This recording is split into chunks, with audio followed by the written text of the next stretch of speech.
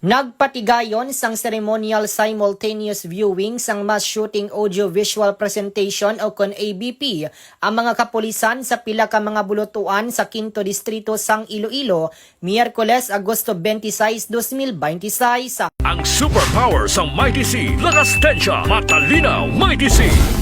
Lakip sa mga bulutuan amo ang Fidel Zarceno National High School sa Banwa, San Carles, Estancia National High School, kag Northern Iloilo State University Batad Campus.